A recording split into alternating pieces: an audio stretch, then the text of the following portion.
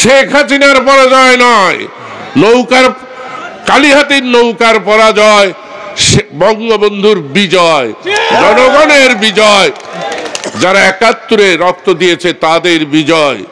সেই বিজয়ের প্রত্যাশা করে আমি আমার বক্তব্য শেষ করছি। আসসালামু আলাইকুম।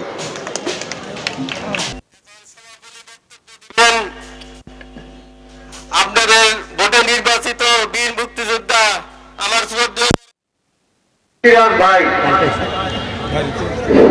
আসসালামু আলাইকুম। সাথী হবে আপনাদের সেবক হিসাবে, আপনারা আমাকে নিয়োগ দেবেন মাত্র।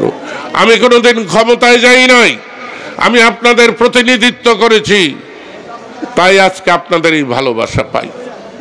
আমি এই ভালোবাসায় আপ্লুত এবং এই ভালোবাসাই আমাকে শক্তি যোগায়।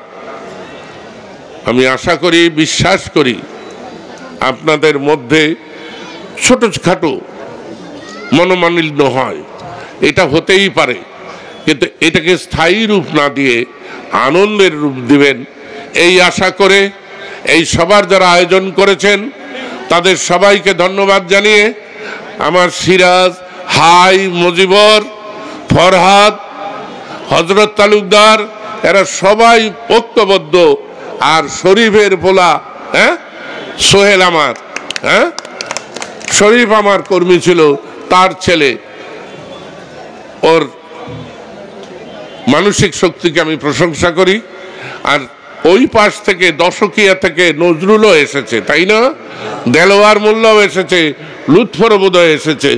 আমি সবাইকে ধন্যবাদ দিয়ে এই সভাকে সফল করার জন্য সবাইকে অভিনন্দন জানিয়ে আপনাদের কাছে আমাকে নিবেদন করে আপনাদের সেবক হিসাবে আমাকে নিয়োগ দেবেন কিনা ৭ তারিখে সেই রায়টি আশা করে আবার ভালোবাসা জানিয়ে, মমতা জানিয়ে, সবাইকে দোয়া করে এবং সবার কাছে দোয়া চেয়ে আমি যেন ঈমানের সাথে মরতে পারি এই প্রার্থনা করে আমি আমার বক্তব্য শেষ করছি।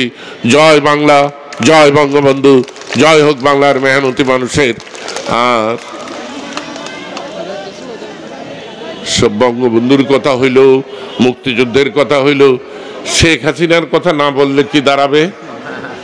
আমরা চাই শেখ হাসিনার সরকার আবার প্রতিষ্ঠিত হোক, কারণ শেখ হাসিনা দেশের মানুষকে ভালোবাসে, তাই আমরাও শেখ হাসিনাকে ভালোবাসি। শেখ হাসিনাকে উৎখাত করা আমাদের লক্ষ্য নয়, আমাদের লক্ষ্য শেখ হাসিনার সাথে কিছু দুর্বৃত্ত আছে, কিছু চোর বাটপার আছে, জনশত্রু আছে, তাদেরকে বিতাড়িত করা, তাদেরকে পরাজিত করা। নৌকার পরাজয়